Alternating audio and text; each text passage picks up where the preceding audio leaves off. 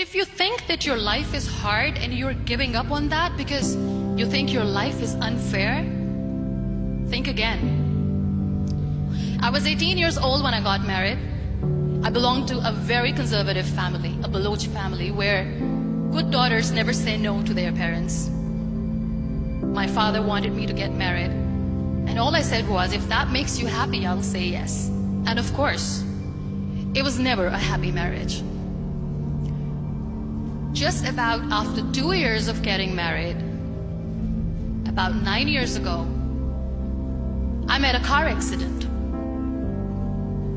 Somehow my husband fell asleep and the car fell in the ditch.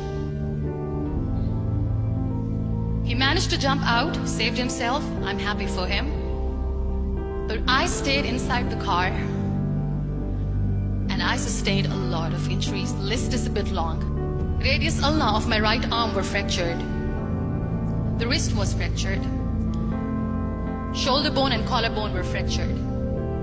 My whole rib cage got fractured. And because of the rib cage injury, lungs and liver were badly injured. But that injury that changed me and my life completely as a person and my perception towards living my life was the spine injury. 3 vertebrae of my backbone were completely crushed and I got paralyzed for the rest of my life. Many people came to rescue. They gave me CPR. They dragged me out of the car. And while they were dragging me out, I got the complete transection of my spinal cord. Those 2.5 months in the hospital were dreadful. I was at the verge of despair.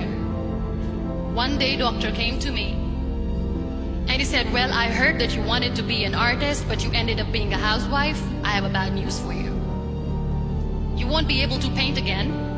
Next day, doctor came to me and said, your spine injury is so bad, you won't be able to walk again. I took a deep breath and I said, it's all right. Next day, doctor came to me and said, because of your spine injury and the fixation that you have in your back, you won't be able to give birth to a child again. That day, I was devastated. I still remember, I asked my mother, why me? And that is where I started to question my existence. Why am I even alive? And that is where I realized that the words have the power to heal the soul. My mother said to me, this too shall pass. God has a greater plan for you. I don't know what it is, but He surely has. That day I decided that I'm going to fight my fears. So I wrote down one by one all those fears. And I decided that I'm going to overcome these fears one at a time. You know what was my biggest fear? Divorce. I couldn't stand this word. I was trying to cling on to this person who didn't want me anymore, but I said no. I have to make it work. But the day I decided that this is nothing but my fear, I liberated myself by setting him free.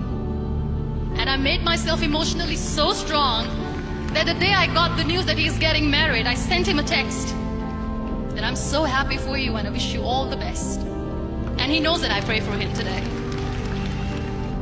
Number 2 was, I won't be able to be a mother again. And that was quite devastating for me. But then I realized there are so many children in the world, all they want is acceptance.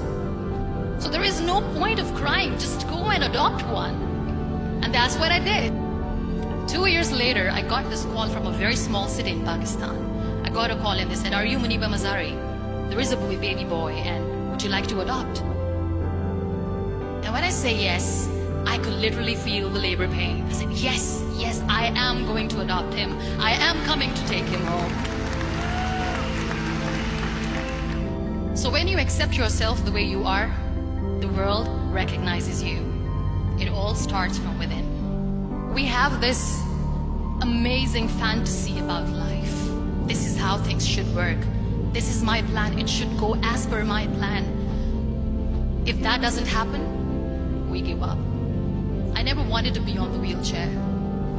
Never thought of being on the wheelchair. This life is a test and a trial, and tests are trials are never supposed to be easy. So when you are expecting ease from life, and life gives you lemons, then you make the lemonade, and then do not blame life for that, because you were expecting ease from a trial. Trials make you a stronger, better person. Life is a trial, and with time you realize that. It is okay to be scared. It is okay to cry. Everything is okay, but giving up should not be an option. They always say that failure is not an option. Failure should be an option, because when you fail, you get up, and then you fail, and then you get up, and that keeps you going. There are so many people in the world who are dreaming to live a life that you are living right now. You have no idea. Embrace each and every breath that you are taking. Celebrate your life. Live it. Don't die before your death. Live your life fully. Accept yourself the way you are. Be kind to yourself. Real happiness lies in gratitude. So be grateful, be alive, and live every moment.